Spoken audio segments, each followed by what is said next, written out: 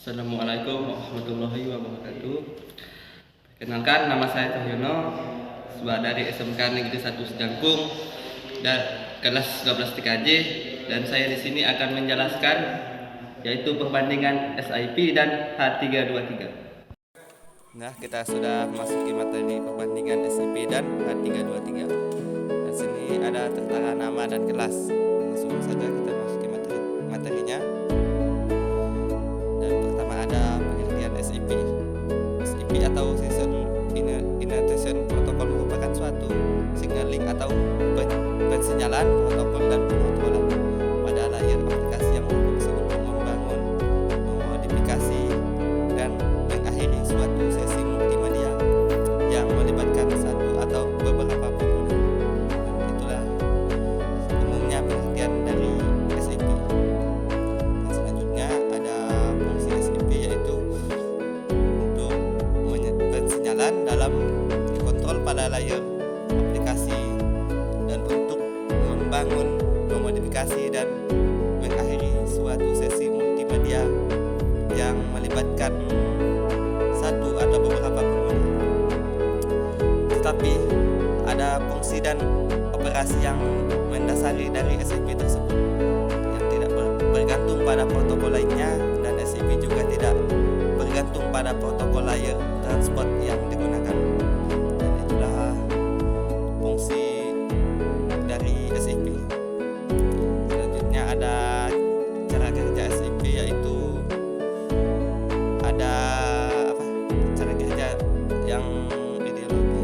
Sebenarnya sama dengan cara kerja protokol HTTP, yaitu dengan metode client server atau request response.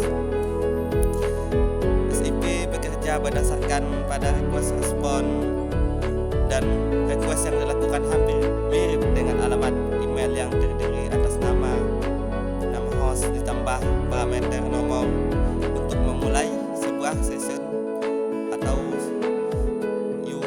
USC, dan mengirimkan request atau invite yang dialamatkan ke user yang akan dipanggil atau caller dan diidentifikasi dengan SIP address. Nah, selanjutnya ketika melakukan sebuah panggilan SIP, pemanggil harus mengetahui terlebih dahulu lokasi dari server yang tepat dan mengirimkan request. Kemudian seller dapat langsung menghubungi seller atau tidak langsung melewati redirected server. Pada metode ini, operasi signaling yang dilakukan oleh SIP dapat disederhanakan menjadi pengalamatan SIP. Ya, bisa menentukan lokasi SIP server, transaksi SIP, invitasi SIP, dan menentukan lokasi user yang untuk mengubah sesi yang tengah dilakukan.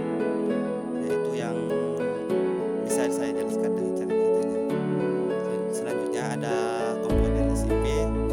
Dalam hubungannya dengan VoIP ada dua komponen yang ada dalam sistem SIP, yaitu user agent dan network server. Pertama ada user agent, sama seperti komponen VoIP. Pada umumnya komponen terpenting dalam membangun VoIP berbasis protokol SIP pun membutuhkan user agent. User agent merupakan sistem akhir dan sistem yang digunakan untuk melakukan komunikasi pada SIP. User agent terbagi atas dua bagian. Yang pertama ada user agent client. USC merupakan aplikasi pada klien yang didesain untuk memulai SIP request. Dan ada user agent server, merupakan aplikasi server yang memberitahukan user jika menerima request dan memberikan respon terhadap request tersebut. Dan selanjutnya ada pengertian dari H323, yaitu suatu standar ITU internasional telecommunication union yang menentukan komponen, protokol, dan prosedur yang menyediakan layanan komunikasi multimedia.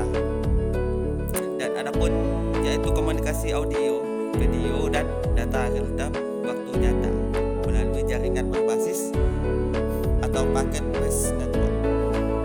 Dan fungsi dari H323 yaitu dapat menentukan komponen dan prosedur yang menyediakan layanan komunikasi audio, video, dan data melalui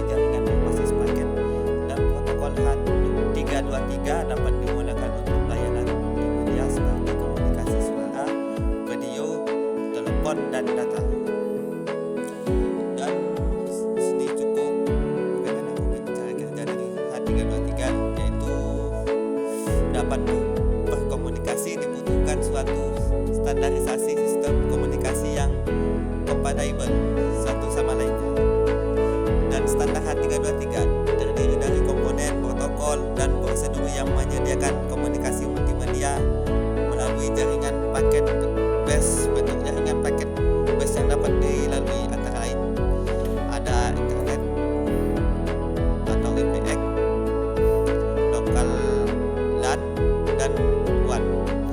Dan H323 dapat digunakan untuk layanan-layanan multimedia seperti komunikasi suara, komunikasi video dengan suara, dan gabungan suara, video, dan data.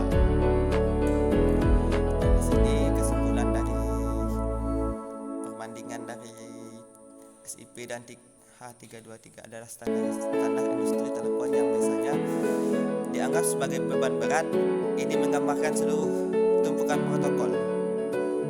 Ya, protokol yang diaplikasikan secara sistematis memudahkan tugas interoperabilitas, tetapi kompleks, standar tidak fleksibel, yang sulit untuk beradaptasi dengan aplikasi masa depan.